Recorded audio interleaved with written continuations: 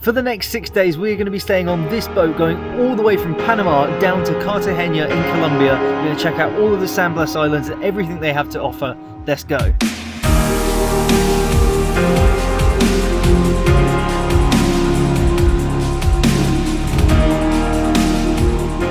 And it all starts right here at Port Lindo, where we have driven 2 hours from Panama City all the way to the middle of nowhere, north of Panama, and we are finally going to see our boat for the first time. Everyone's arrived.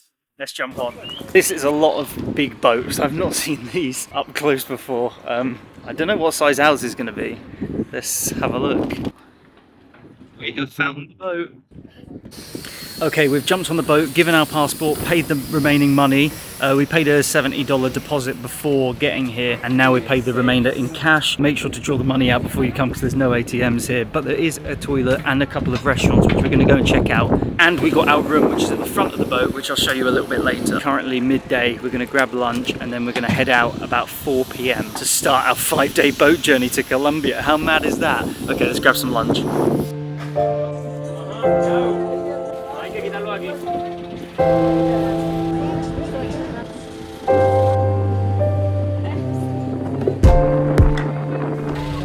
About an hour before we left, we were told to take our motion sickness tablets, and I can see why. We've started our journey.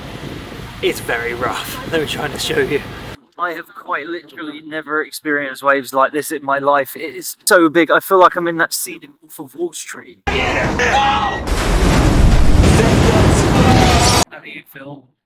Because we could see land, I don't feel as scared, but it's when we can't see land that it's going to freak me out. I can't show it on camera. There's no perspective. Maybe look that way, like that.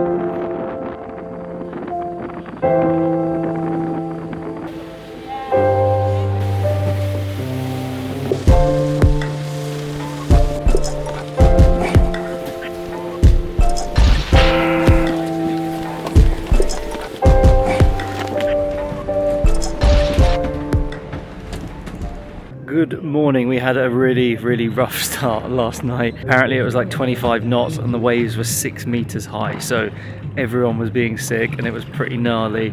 After a full 10 hours we made it at 1 a.m. to this incredible island.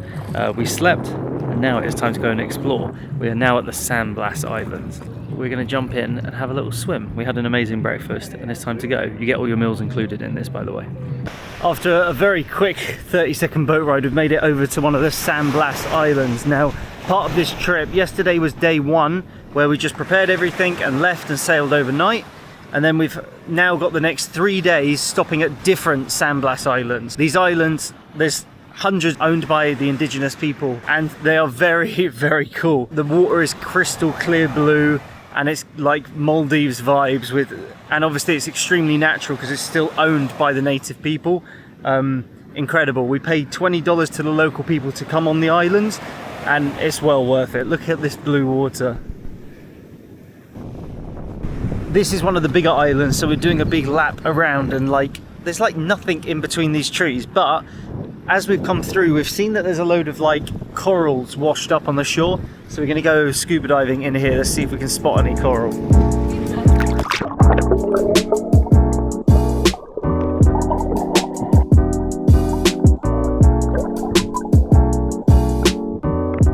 So this is one of the larger islands. So there's actually quite a few little local restaurants and even a little local hotel with some huts over the other side. It's pretty massive.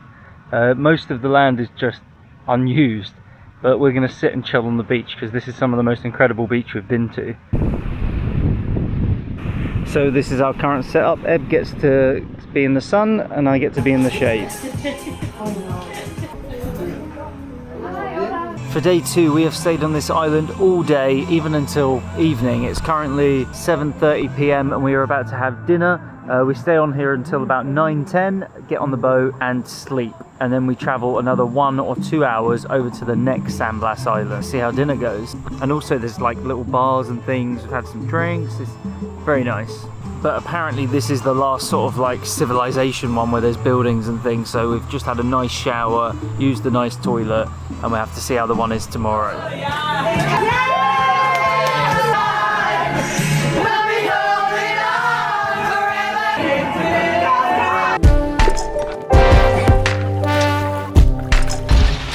Morning number 3, we had some breakfast and now we're on our little speedboat ready to head to island number 2. This one looks a little bit more basic, let's check it out.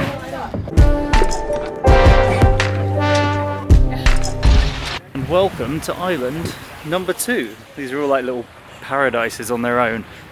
All of them we've been getting off our main boat and getting a little speedboat over here, or you can just jump off and swim.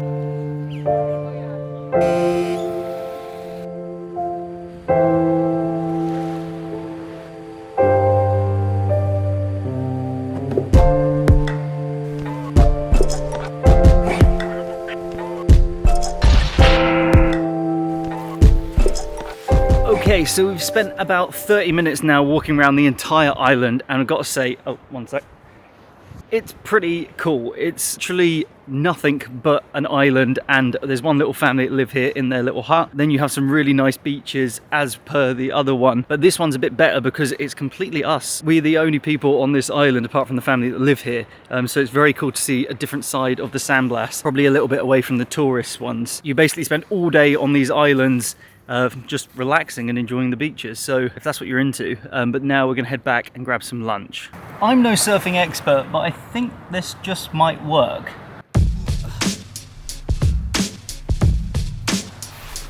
I got reinforcements and the tide has come in, so hopefully we can get it out. Let's try again.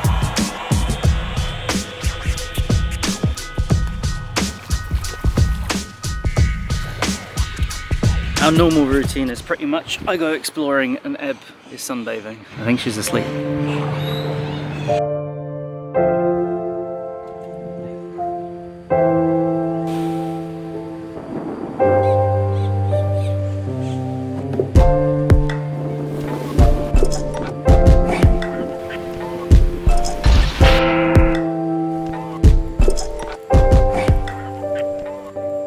Have a bit of a situation. We're currently on the island and it's like 10 o'clock and we went to go back, and the dinghy that takes us from the land to the boat has gone.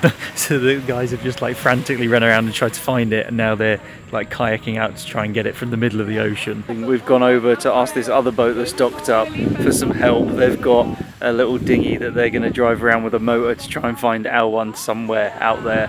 Hopefully we find it. Are you nervous? Yeah, this is not good.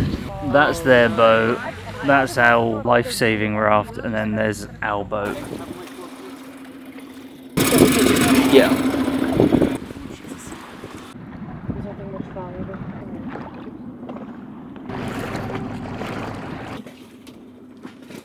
Well, we made it back, just not on our boat. Good morning, day 4. Last night we didn't get the boat packed. We don't have our little life raft dinghy thing. But the local guys on this new island are going to take us over.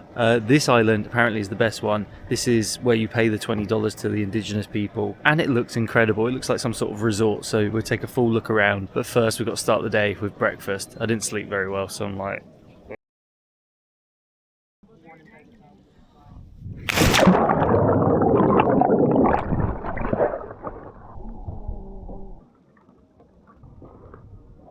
Okay, we've got ourselves a kayak and we're going to head over to the island. Oh my god. We successfully paddled over, and this is already looking like one of the best islands we're going to visit. It's got directions and signage, so it looks more like a resort. There's even like little tables and bars in the water. There's internet. Oh my god, we've not had internet for 2 days. This is very fancy. We have a bathroom. Okay, so a little bit more exploring. There's some tents and there's even like some bungalow cabin things that you can stay in, which are really nice. I don't know how far this is from Panama City, but the Wi-Fi is actually Starlink. Very good. And they've got a load of restaurants and stuff, but all of our food is included on this trip, so... Oh. Yeah, this is a bit of a level up. This island is pretty paradise. We're going to head back to the boat soon, and I will give you a full tour of the boat because I realise we haven't done that yet. After that, we are going to embark on our 30-hour ordeal to Cartagena. Apparently the water is supposed to be quite smooth, so we should have smooth sailing, unlike day 1. We've just walked through like the centre of the island and we've come across a whole nother like massive restaurant, so we'll have a little look at the other side of the island. It's pretty big, this one. It's like a fully formed path actually. Oh my god. He found the boat! What the hell? No way.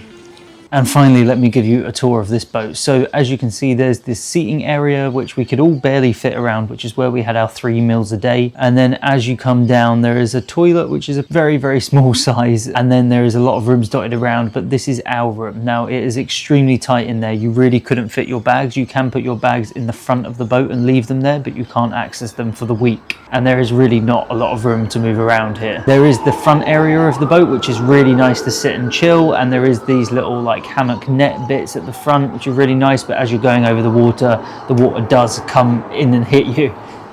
But we have made it. It is a couple days later. I needed some time to recover from that and gather my thoughts, but it was okay. I don't think I'd do it again. It was pretty intense. Like, being 6 days, 4 or 5 of them at sea was a lot, especially with the crazy waves we had the first day, and even the last day was pretty mental. I really was hoping that I could go around the boat and film stuff and get some stuff done, but no, it was just like kind of lock in and try and get through every moment of the boat going crazy. We didn't even really get to like sit down and interact with everyone, and I thought we'd be playing games and drinking, and it was just too hard. And then the islands themselves, some of the islands were incredible.